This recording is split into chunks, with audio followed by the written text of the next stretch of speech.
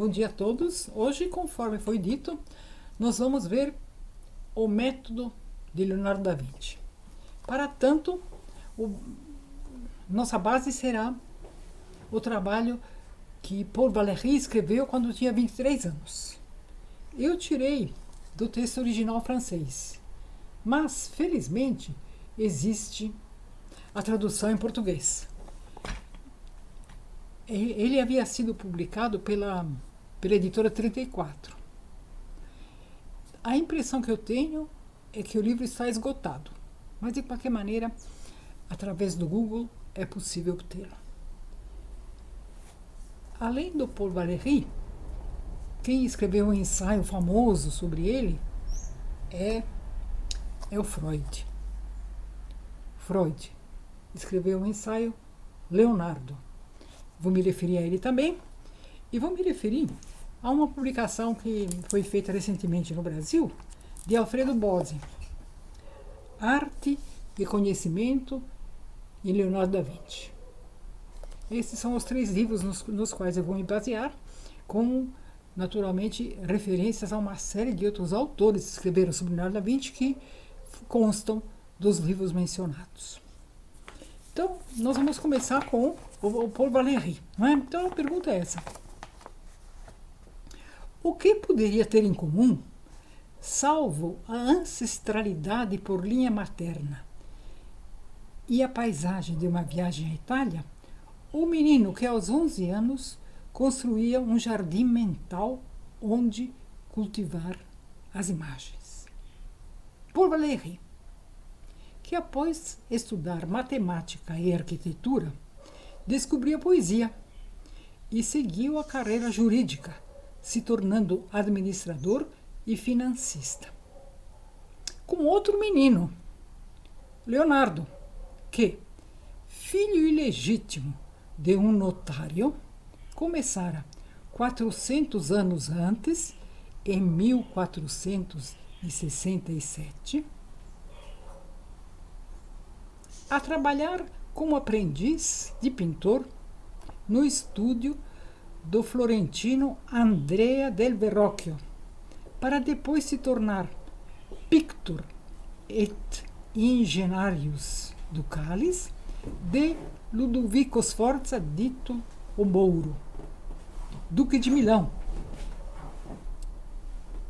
Com Cesare Borgia, em seguida, arquiteto militar e engenheiro, consultor de Giuliano de Médici e de Francisco I da França, que o convidou a lá residir e onde veio a morrer em 1519. Então, o que há em comum entre essas duas figuras? A resposta nos é dada pelo próprio Valéry, que aos 23 anos recebeu a sua primeira encomenda como intelectual: escrever um livro sobre o método de Leonardo da Vinci para a revista Nouvelle Revue. Após muito pensar, ele chegou à equação da tarefa que se lhe propunha. Apoiado em alguns documentos, um personagem de romance e a tentativa de conceber o que o outro concebeu e imaginar, agora entre aspas, citando, um ser teórico,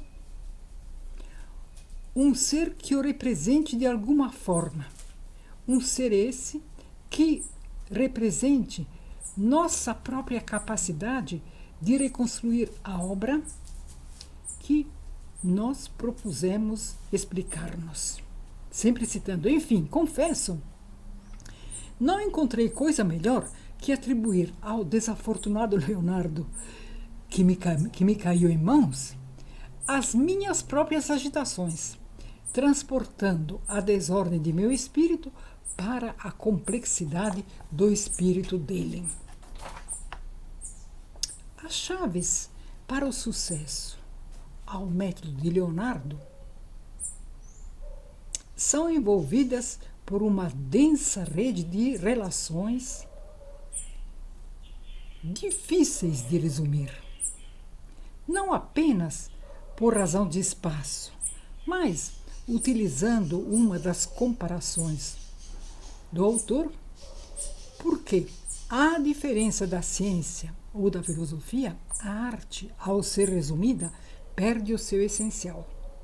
Seu estudo, como uma bela frase de Pascal diz, estaria também dentro de sua conceituação de arte, que, conforme se vê, não se limita ao belo tradicional, mas tem do belo uma visão bastante ampla.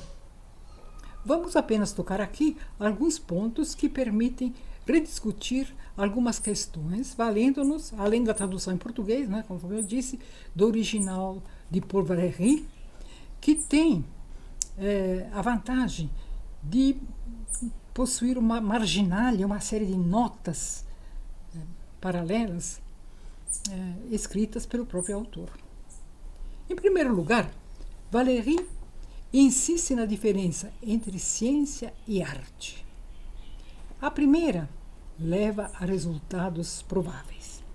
A segunda leva a resultados de probabilidade desconhecida.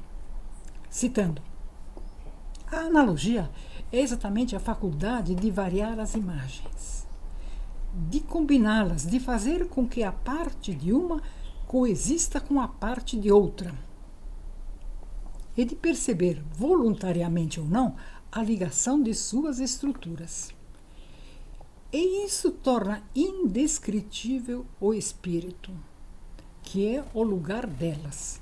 As palavras perdem aí a sua virtude.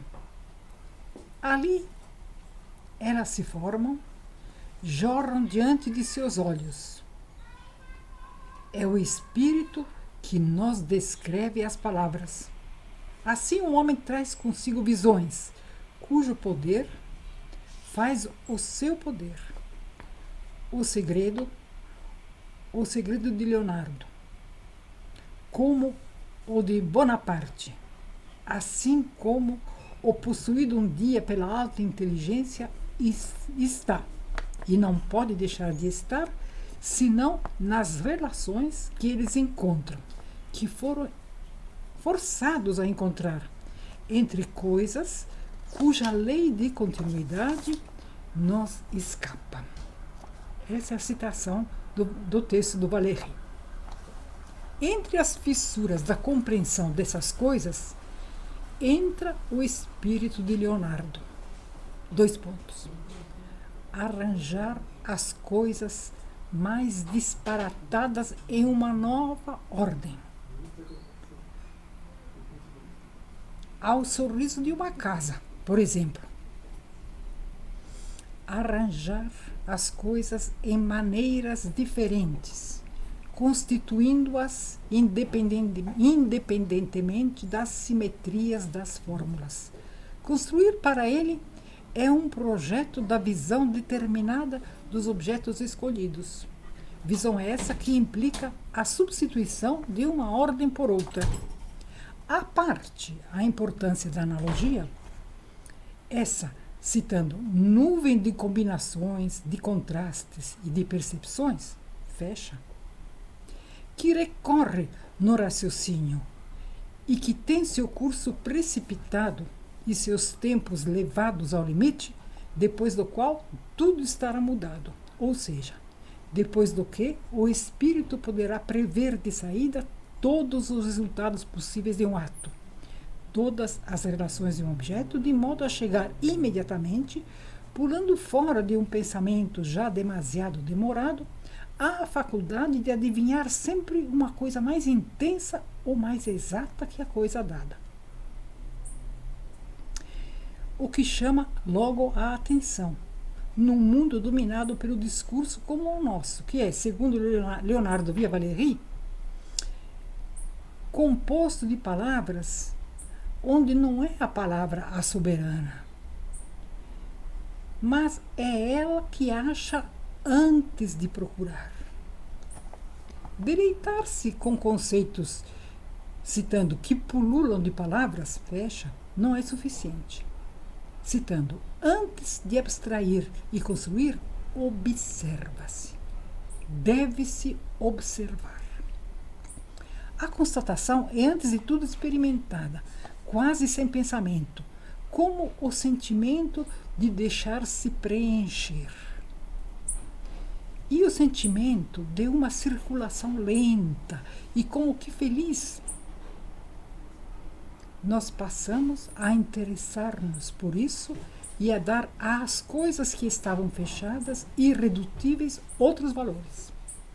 Nós acrescentamos a elas, comprazemo-nos mais em pontos particulares, passamos a exprimir esses pontos, e o que se produz é como que a restituição de uma energia que os sentidos teriam percebido. Logo, ela deformará o lugar à sua volta, empregando para isso o pensamento refletido de uma pessoa. Se no espírito as imagens visuais predominam, a importância dada à visão se estende aos outros sentidos, levados eles também ao limite, e incluindo, entre outras modalidades, citando a volúpia da individualidade dos objetos, o símbolo, o devaneio, o sonho e etc. Mas a visão também deve mover-se de degrau em degrau, imaginariamente. O papel do espírito é combinar ordens de grandeza ou qualidades incompatíveis entre si, acomodações que se excluem. E é graças à hierarquia dos sentidos e das durações e espacializações de percepção que opomos a esse caos de palpitações e de substituições um mundo de sólidos, um mundo de objetos identificáveis. As combinações regulares que estão regularmente distribuídas no campo de nossa investigação devem ser acompanhados. E acompanhando-as, não se chega, às vezes, à junção de mundo das imagens e do sistema dos conceitos, mas sim a traduzir essa junção em valores contínuos ou leis, em elementos inteligíveis. Entretanto, as tentativas vão sempre apresentar lacunas. É esse o reino do nosso herói. É esse o reino de Leonardo, citando agora. Ele tem um senso extraordinário da simetria, que o faz questionar tudo.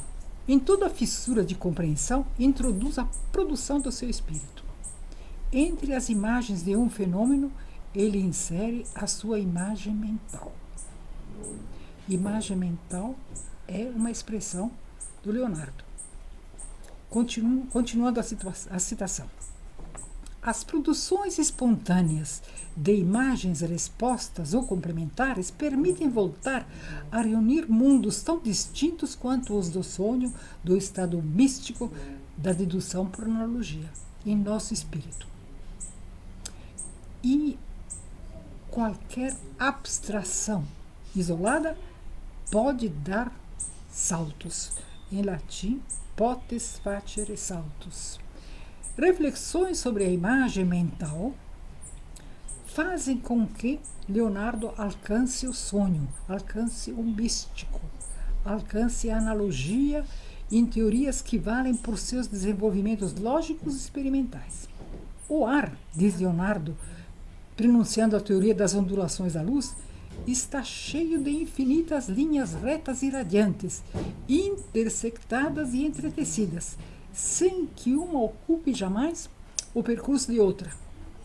E elas representam para cada objeto a verdadeira forma de sua razão de ser. Bom, por incrível que pareça, estava reservado a Faraday reencontrar na ciência física o método de Leonardo. As combinações regulares que a limalha forma em torno dos polos do ímã foram, em seu espírito, os modelos da transmissão das antigas ações à distância.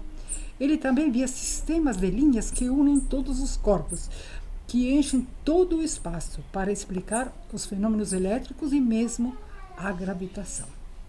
Ele via com os olhos do espírito linhas de força atravessando todo o espaço, onde os matemáticos viriam a ver centros de força atraindo-se à distância. Isso é extremamente interessante.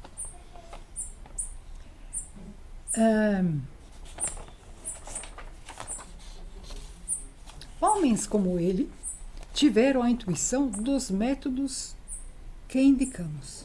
Permitimos-nos mesmo estender esses métodos além da ciência física.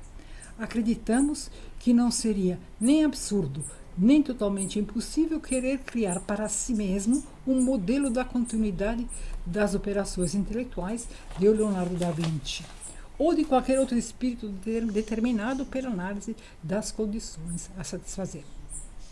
Esse é o comentário de Valéry.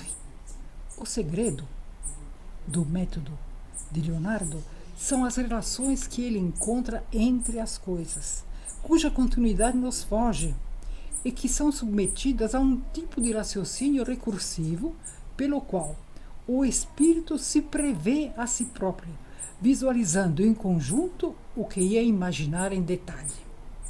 A obra de arte, provenha ela do paraíso das ciências ou do esfumato de um quadro, se torna uma máquina destinada a excitar e a combinar as formações individuais dos espíritos que sabem captar as leis gerais, mas são capazes de uma apropriação particular. Entre todas as faculdades humanas, a pintura, conclui Valéry, é para Leonardo uma operação que requer todos os conhecimentos e quase todas as técnicas. Geometria, dinâmica, geologia, fisiologia, física. Ela exige sempre dele uma análise preliminar, minuciosa, de todos os objetos que ele pretende representar e que não se limitam absolutamente a seus aspectos visuais. Ele vai ao mais íntimo, ao mais orgânico, até a psicologia, para que finalmente seu olho consiga captar os acidentes visíveis do modelo que resultam de sua estrutura oculta. Bom, esse é, então, um resumo do estudo que faz Valéry do método de Leonardo da Vinci. Agora, vamos ver o que diz Freud, então. Né? Freud, nesse ensaio famosíssimo, que foi porém, controvertido por muitos estudiosos, não é? Ele propõe, como seria de se esperar, um estudo das características psicofísicas de Leonardo. Diz ele, Leonardo, alto, bem proporcionado, os traços de uma beleza consumada, uma força física em comum, maneiras cativantes, eloquência privilegiada, amabilidade diplomática. Leonardo, dele podia ter se esperado uma sexualidade exuberante. Ao contrário, nos diz Freud, mesmo na idade de maior sensualidade, sempre manifestou um frio repúdio ao sexo, tanto nos desenhos que contêm erros anatômicos inesperados, quanto nas reflexões. Dificilmente teria amado apaixonadamente uma mulher, a não ser a própria mãe ilegítima Caterina, explica Freud, sendo dela afastado entre os 3 e os 5 anos de idade, quando passou a viver com o pai, casado com outra mulher, uma certa Dona Albiera, da qual não teve filhos.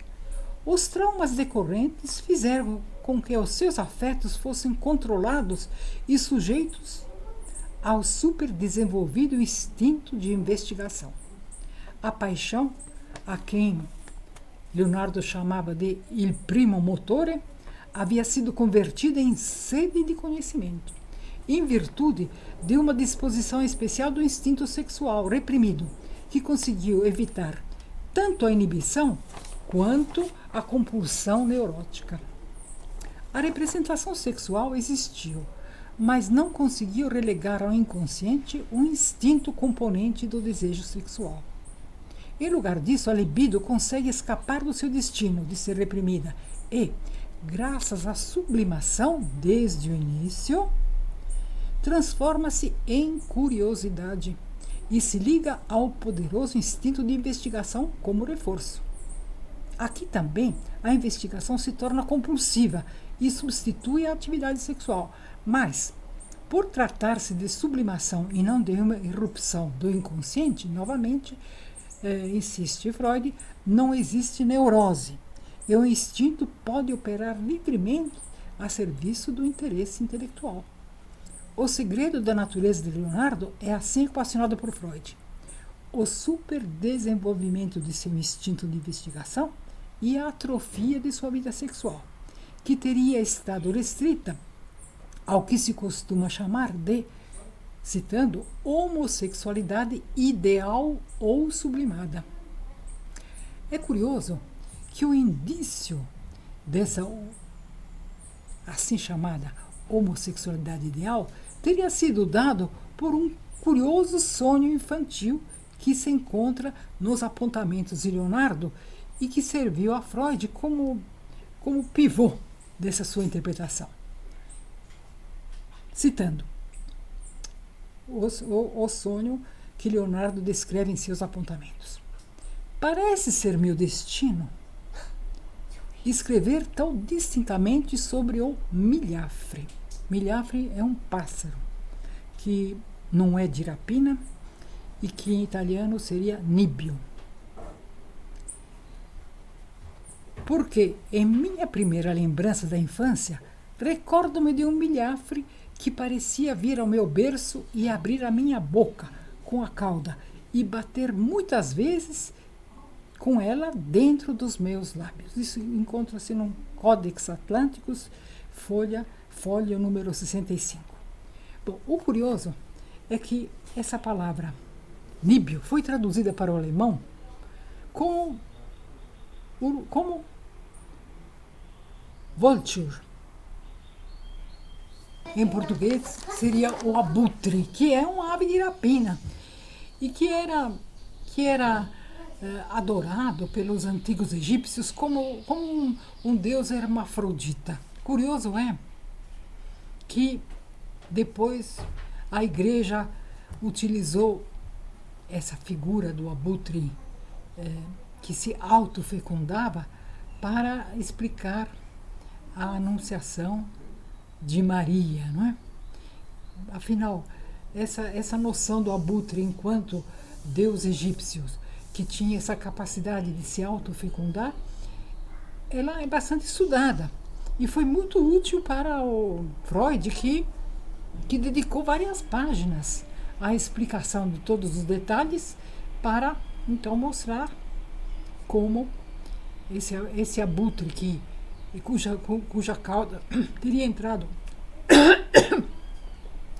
dentro dos lábios de Leonardo também podia ser considerado o mamilo da mãe dele, da Caterina, que eu teria nutrido. Afinal, tudo uma teoria muito interessante, só que não era abutre, era milhafre, não é? Quer dizer, esse é um dos argumentos utilizados pelos que confutaram as propostas de Freud, né? Não deixam de ser interessante. Agora o livro do Alfredo Bose, publicado pela EDUSP há pouco tempo, é bem interessante. Bose faz uma análise mais filosófica de Leonardo, fazendo um relacionamento entre a caverna de Platão e a caverna vista por Leonardo, particularmente nas suas pinturas, né? Mostrando que na caverna de Leonardo haveria interstícios através dos quais passaria a luz. E essa luz se torna extremamente importante nas pinturas de Leonardo, porque ela representaria uma ligação com o infinito. Então, essa luz das cavernas é utilizada em várias sequências, não é? Como um sopro ardente que se evola dos corpos, uma força que está fora do corpo quando contempla. Afinal, essa ideia de luz é muito importante para Leonardo e que, conforme o próprio Valéry havia dito, não é, considera a pintura a arte privilegiada. Ele compara a pintura à faculdade de criar. Tal como a natureza, para Leonardo, teria o divino dom de criar. Além dessas considerações filosóficas, que muito interessantes, o Alfredo Bós visitou o castelo de Amboise, próximo ao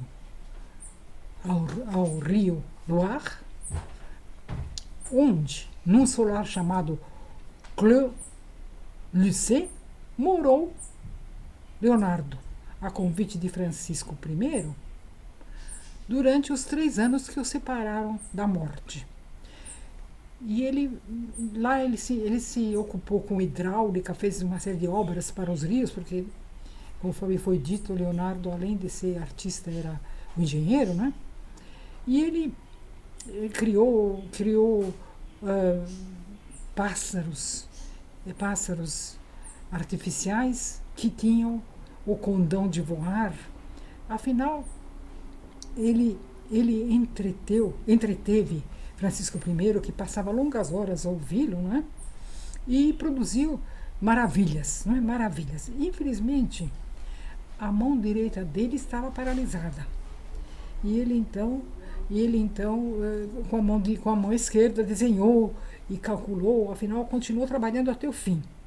Deve-se lembrar que, quando ele cruzou os Alpes da Saboia para ir à França, em 1516, ele levou consigo 3 quadros que ficaram famosíssimos e que são, vamos dizer assim, que são a menina dos olhos do Louvre, não é? Mona Lisa, a Virgem, o Menino e Santa Ana e São João Batista. São 3 telas que ele levou consigo para a França. Então, com isso nós temos uma visão geral, não é? Uma visão geral que eu queria dar sobre Leonardo e principalmente sobre o método dele.